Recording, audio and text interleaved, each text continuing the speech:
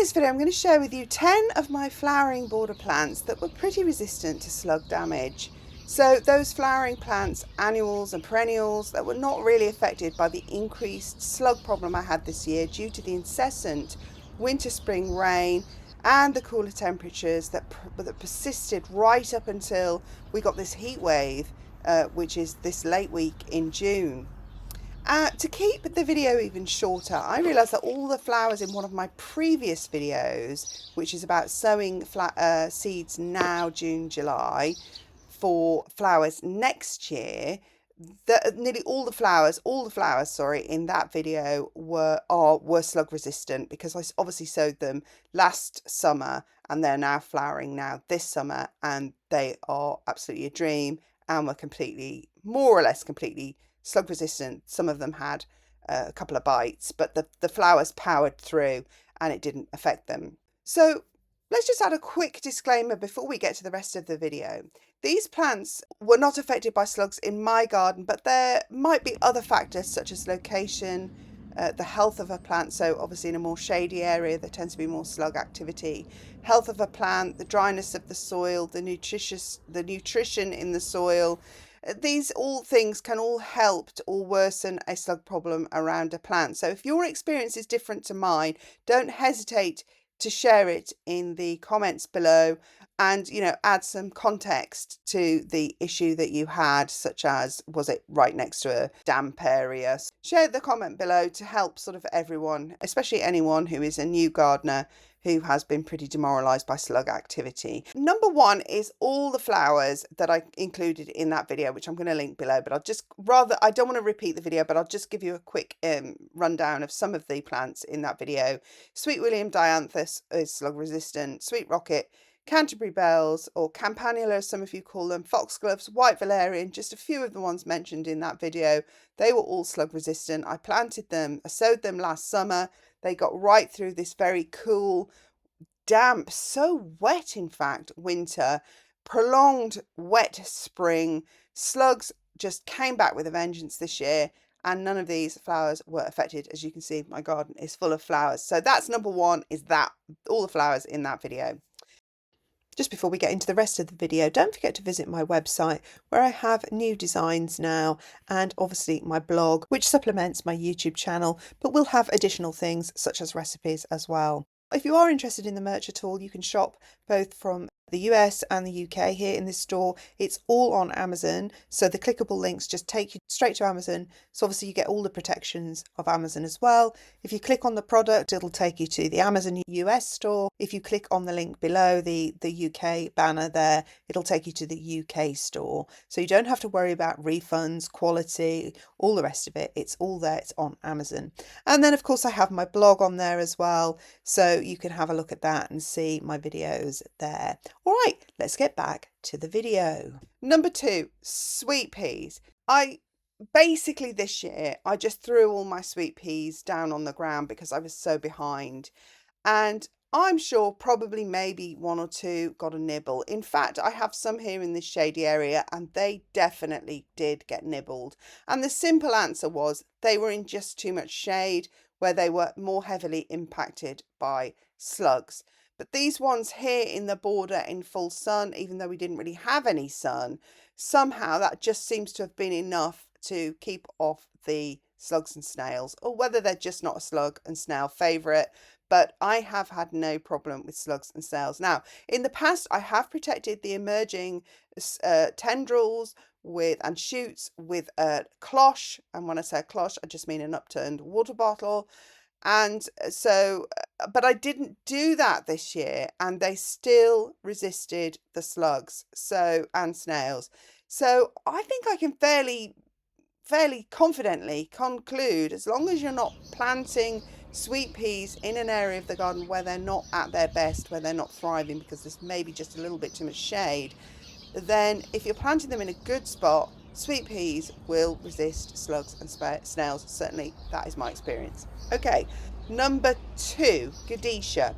So I planted for some succession flowering. I planted some Gadesha. These are, I think they're pink seashells, and I planted them next to some Baplurum. The Baplurum, by the way, is not slug resistant, but I'm mentioning them because I planted them in the same raised bed at exactly the same time. And as I came out every day, the Baplurum was less and less and less, although they all germinated. They were just eaten and eaten and eaten. This is a bit of a shady spot, so a different location could work.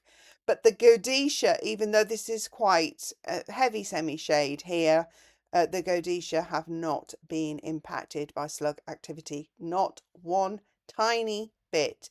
So if you want lovely, beautiful pink flowers for cut flowers, for border flowers, for whatever, then Godetia are your go-to flower because they were not affected at all. Right next to those here, you can see I've got poppies, poppies in shade, poppies in sun, doesn't matter. The slugs do not touch them. So that is another great one. No protection required there. So the next one, number 4, is I'm going to sort of wrap up a few varieties of plant here that sort of all look about the same. So, and they're probably in the same family. So things like Ami, Orlea and Dara, none of those have been affected by slugs in my garden. The only thing they've been affected by was some neglect on my part. But while they were being neglected in their pots, they were not being eaten by slugs. And usually, actually, when you neglect a plant, this is when the slugs really attack. They kind of seem to like a vulnerable plant. So they have not been affected at all. And the Orlea especially, since I planted it out before it died, has thrived. So those kind of airy, flowery Orlea, Ami, Dara, they do not seem to be affected by slugs.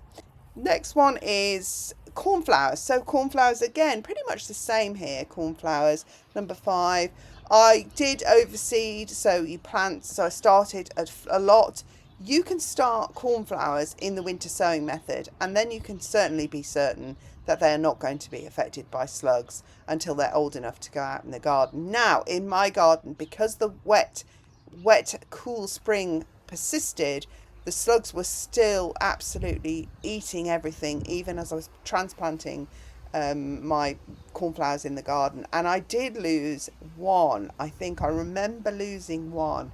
So I think there is definitely a case for losing vulnerable ones, because there were 2 or 3 right next to it that were not affected by slugs. So I guess the answer is there that in general cornflowers resist slugs, but if you get an unhealthy plant, they might be eaten. And also, if you just plant enough, you will get lots. And as you can see, I have more cornflowers than I know what to do with in my garden, and I've had more slugs than ever before. Another one is Nigella, number 6, Nigella, and Nigella is a great one because you only have to sow it once and get a successful crop one year, and then it will just self-seed, a bit like forget-me-nots actually, self-seed all over the garden every year, and it just comes back stronger every single year. So that's Nigella. Number 7, honeywort. Honeywort was the first time I grew it this year, so I was kind of babying it a little bit, and then I ran out of time. So some of them got babied with a cloche and had a cloche on them, and then others I just ran out of time, so I just bunged them into the garden, and they all came up. I think in the more shady side where my sweet pea got attacked, I got a couple that maybe were taken out. I think those were unhealthy plants anyway. In general, like other plants, the honeywort powered through the slugs like a dream and just flowered and filled up so much of the borders. So I definitely recommend honeywort, which is also called Cerinthe. Verbascum is another one I probably should have added to my sow now video, because you do need to sow it now. It won't flower till next year. It's a bit like the foxglove, has low flowering leaves and then a spire, but it's much more airy and delicate than a foxglove, and the flowers are more like a flower than a bell. So it's a very pretty cottage garden plant that really resists slugs. You do sometimes get nibbles on the leaves because the leaves are a very low growing mound, and sometimes the ones touching the ground do get nibbled by something. I don't know whether it's necessarily a slug, but whatever, they don't like it particularly, and so it doesn't suffer enough damage to die, and it will power through and flower. Strawflower, number 9. Strawflower is another one. doesn't seem to be affected by slugs. Number 10, marigolds and calendula, both self-seed. Well, actually, sorry, the calendula self-seed. I'm not sure about the marigolds, they don't in my garden, but they're both very slug resistant. 11, nasturtiums. They resist slugs, but they will get eaten by caterpillars later in the season, which is why they're planted in the veg garden, because they attract obviously the caterpillars, so that the butterflies and caterpillars don't attack your veg crops. Giant scabious is one that I just found out this year is entirely slug resistant. I had one self seed in the greenhouse which I pulled up because I forgot what it was, and then I had another one self seed in this pot here, and as you can see, this is a semi-shady area as well, and it's in a pot, so it should technically be a little bit stressed by the conditions in this pot for such a big plant. But again, it's just not been affected by slugs at all. There's not even one nibble on the leaves. And then I'll just end with a few sort of spring early flowering plants that I've noticed are resistant to slugs. So we're not just talking about summer plants, so you can have some earlier plants in your garden that you know are going to flower and resist slugs. And those are forget-me-nots and columbine. So they self-seed all over the garden. They sort of repeat through the garden. They are highly resistant to slug activity. So you've got your forget-me-nots, columbine, ranunculus and anemones don't seem to be bothered by slugs, not in my garden. And then of course you can add to that, to your spring garden, your alliums and your tulips. So you should be able to get a good, even if you've got a cool wet spring with significant slug activity, you should be able to have a lot of colour in your garden that won't be impacted by slugs. Right, I'm sorry I raced through them all, but I have recorded this video twice where I've added more wording and verbiage, like do this, do that, and plant them here, plant them there. And I realised the video's you're just going to zone out if you haven't already. So I've run through the list. You can go through all those plants and have a look and see what suits you. And then obviously you can do ask questions or research more information yourself on those plants to see if they're suitable for you. But I just wanted to tell you these work for me, so there's no reason why you can't also fill your garden with flowers, even if you have a slug problem. All right, I hope this helps. If it did help, don't forget to subscribe, like, click the notification bell so you know when I'm posting the next one, and obviously share with any gardening friends that you have. Thanks for watching. See you again soon. Bye.